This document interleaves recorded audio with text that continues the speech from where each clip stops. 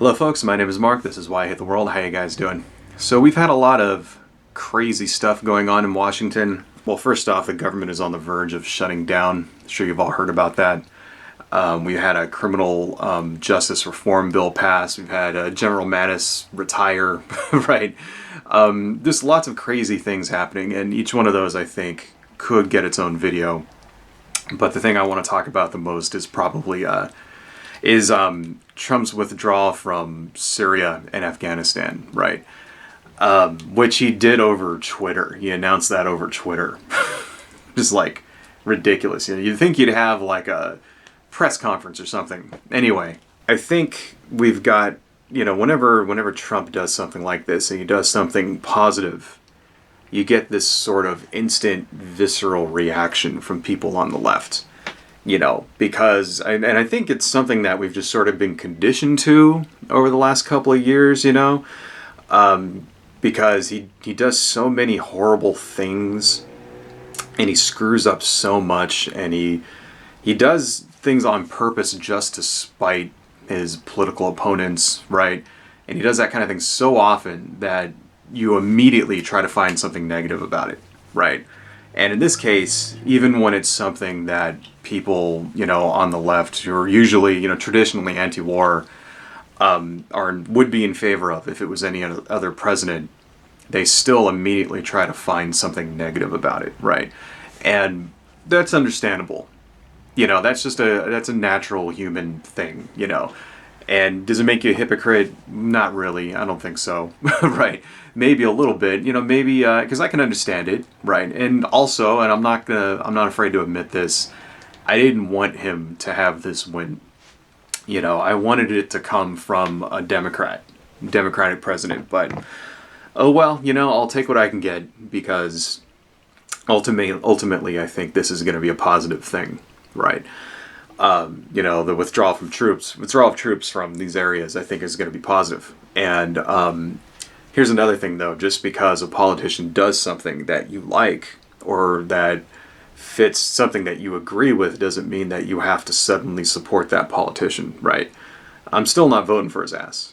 Okay, in 2020, no, I'm not voting for him. I don't care, right? Even if he did end the wars there, it's not going to vote for him. Hell no. It doesn't outweigh the other crazy, bizarre things that he's screwed up over the last 2 years, I take it as a positive thing, though. I will very much give him credit and say he did a good thing. Okay. Now, here's the thing, though, is that I don't understand why he did this. I don't understand it. Because Donald Trump is not anti-war at all.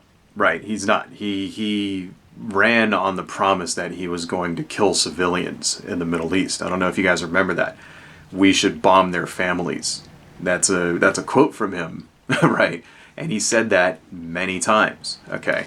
In fact, his very first act, his first strike, right, as president, was to kill a 7-year-old girl. Like, I don't know if you remember that. Well, not to kill her specifically, but she was collateral damage. They went after a terrorist in a drone strike, and normally where, in the past they would try to get him alone, something like that. Here, he didn't even care. And then, if you also remember back, he drops the mother of all bombs, right, on an area to kill, like, 24 guys. If you remember that, there was, like, some terrorist guys in a bunker. He drops a Moab on them, right, which has, like, a blast yield that is approaching like the nuclear megaton range. Okay, so who knows how many other people died, in the surrounding areas because of that, right?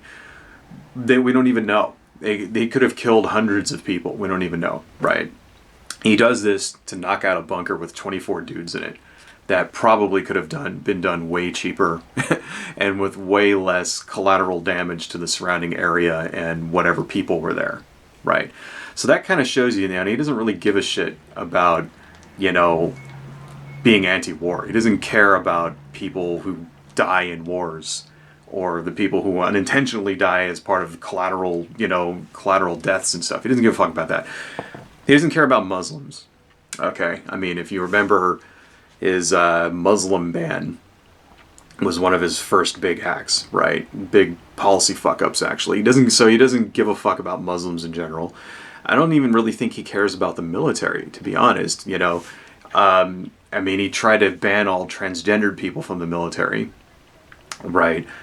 He hasn't flown out to meet any of the people in the military, like to go visit them and shit, right? Has plenty of time to go golfing 4 days a fucking week.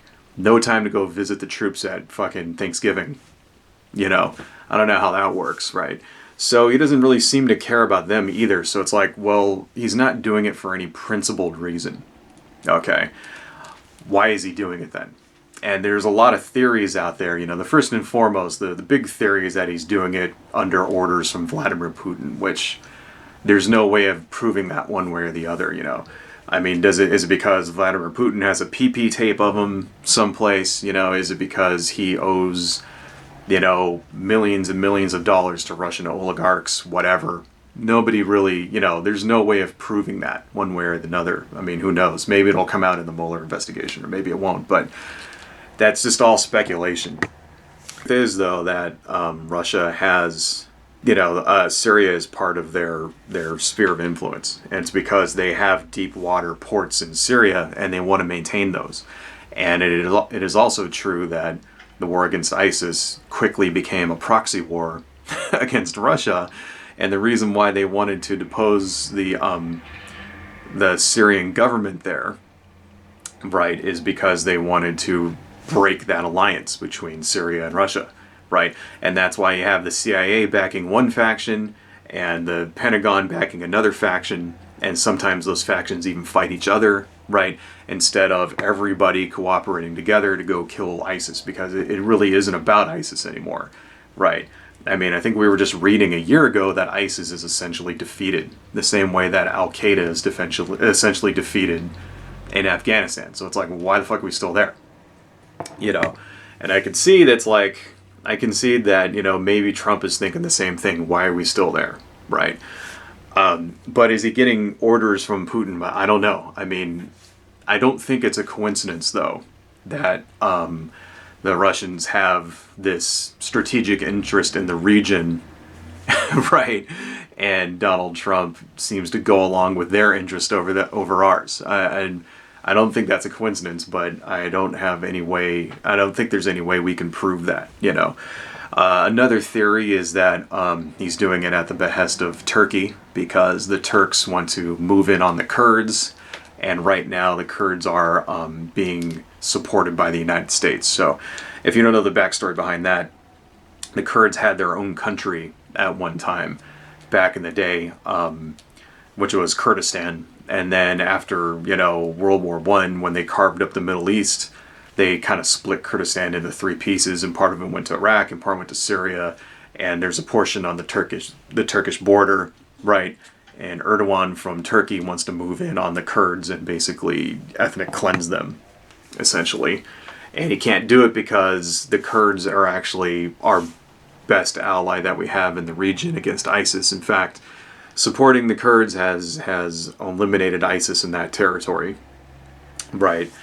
So is he doing it because of Turkey? I mean, that's the thing, is that we don't know. And maybe one day it'll come out, And who knows what's going to happen after we leave. But at the same time, we shouldn't have been there in the first place, I mean, that's something else that, and a lot of people don't, kind of refuse to admit this, right? Especially on the left. A lot of people on the left don't acknowledge this, but there are no rules when it comes to international, relations, right? Not really. The best way to describe our international system, the way that countries deal with other countries, is anarcho-capitalist, basically. In a sense, it's basically each country does what they can get away with, right, to best position themselves in dealing with their neighbors and on a world stage. That's what it's been. That's kind of what it's always been. And it just so happens that today, this is accomplished less by invading and taking over a country and colonizing it, and more through economics, right? but it's not, it would be naive to say that the economic sword is not backed by, military force, right? Hence, Russia securing deep water ports in Syria. Is that more about strategic influence in the region militarily or economically or what? I don't know. I'm not even going to pretend to say I know. You know, but ultimately, it's like, does it really matter? You got to think about that too. Does it matter to us in the short term why he did these things, why he pulled them out? Maybe not. It might in the long term, and we're not going to be able to know that until 20, 30 years from now, and where you can see what the region looks like without American influence in it. Is that ultimately good or bad for the country? I can't really say, right? But I'm not going to ignore it when other people who are more in the know than I am say so. Does that mean that I support keeping troops there indefinitely? No. So, I don't know. I think, getting back to sum all this up, right? It's a good thing. It's a good thing. I'm going to take it as a win, Am I going to vote for Trump in 2020? Hell no. Hell no. Right?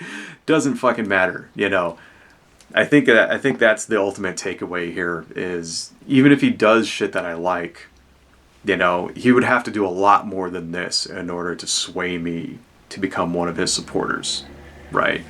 And it doesn't, and especially if he's doing things not out of any principle that I agree with, but for some other self-serving reason, that in a sense sort of makes it worse. I guess we get a net positive from the lives that'll not be lost with American troops there. So, I don't know, man. History will be the judge, I guess. That's all I got, folks. Adios.